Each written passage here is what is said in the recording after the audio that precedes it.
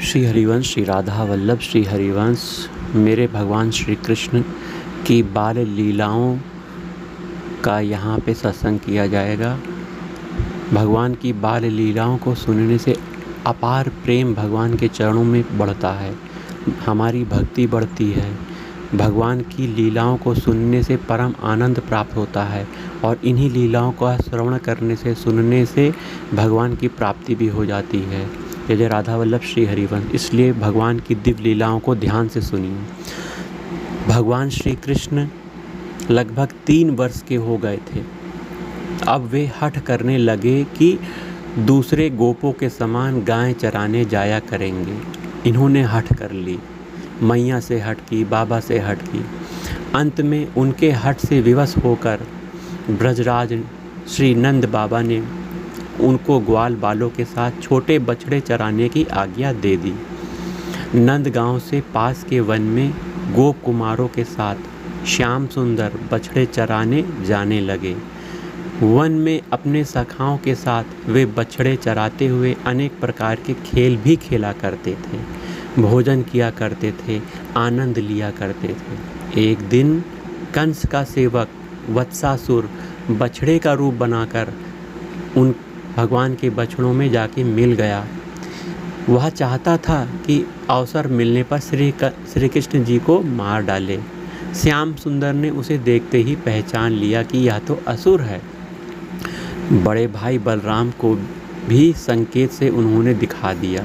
फिर धीरे धीरे उनके पास गए और झपट कर उसके दोनों पिछले पैर और पूंछ हाथ से पकड़ लिया और असुर को सिर के चारों ओर घुमाकर एक मोटे वृक्ष के ऊपर पटक दिया। इससे उसके प्राण बखेरू हो गए।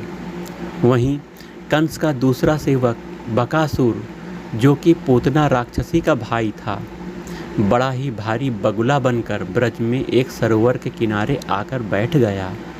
जब गोप बालक बछड़ों को पानी पिलाने उस तालाब के पास पहुँचे, तब पर्वत के शिखर के समान भारी बगुले को देखकर वे सब डर गए। इतने में ही उस बगुले ने लपक कर श्री कृष्णचंद्र को अपनी चोंच में उठा लिया, लेकिन उसके मुख में जाते ही श्री कृष्ण अग्नि के समान गर्म हो गए। बकासुर का मुख जलने लगा। झट उसने श्री कृष्ण को उगल दिया, बाहर निकाल दिया और फिर चोंच से उन्हें मारने के लिए झपट्टा करने लगा।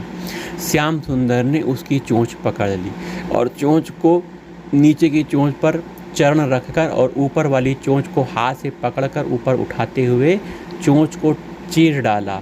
सब बालक बकासुर के मारे जाने पर प्रसन्न होकर अपने सखा श्री कृष्ण की प्रशंसा करने लगे।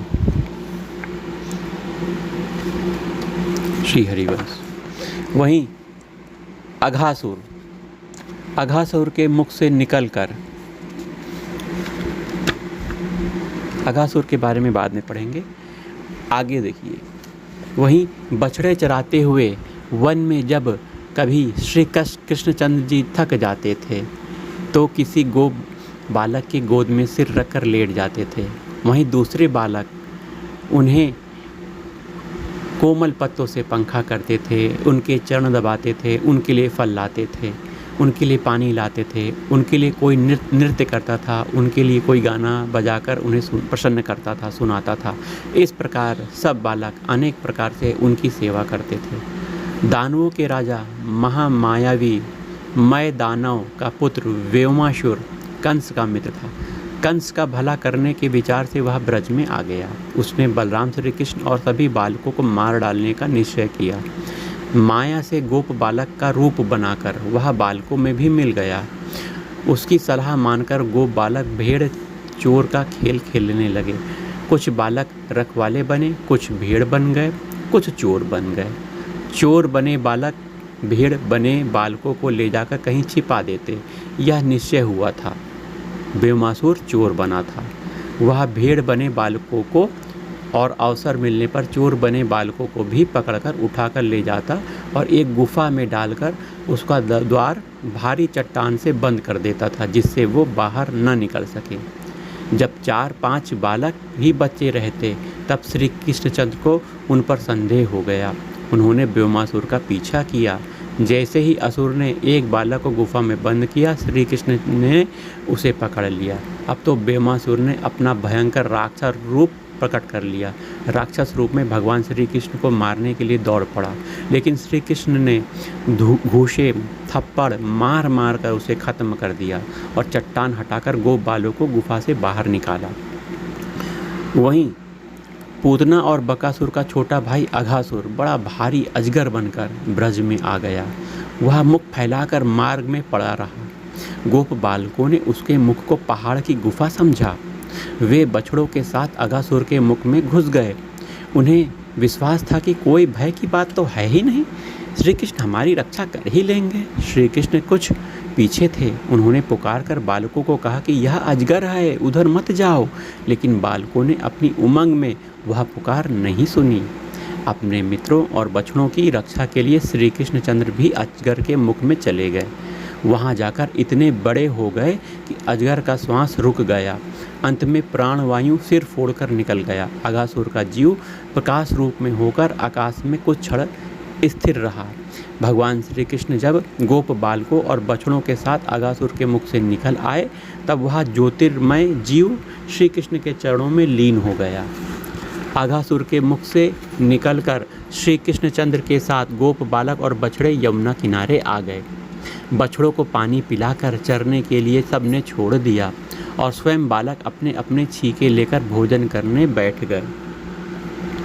किसी ने पत्ते बिछाए, किसी ने पत्थर पर भोजन रख लिया, किसी ने फूलों का बर्तन बनाया। बीच में श्री कृष्ण बैठ गए।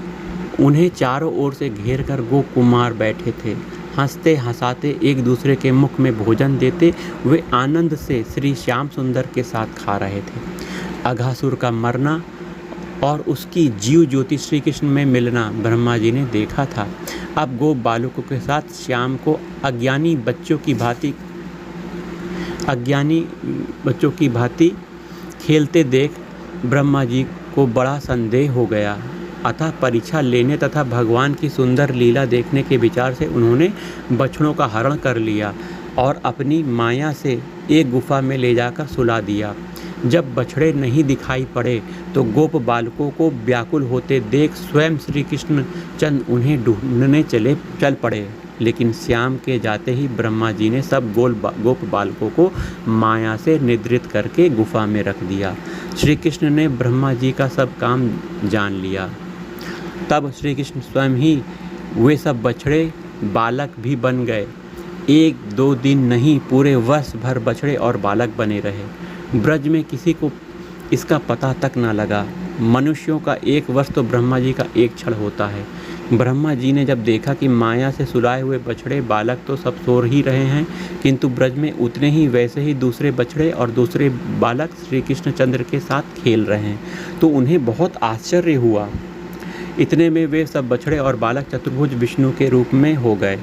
थोड़ी देर में वे सब अदृश्य हो गए। अकेले में श्री कृष्ण दिखाई पड़े। ब्रह्मा जी ने हंस से उतरकर श्री कृष्ण जी के चरणों में गिरकर क्षमा मांगी, उनकी स्तुति की और सब बछड़े बालक को लौटा दिया।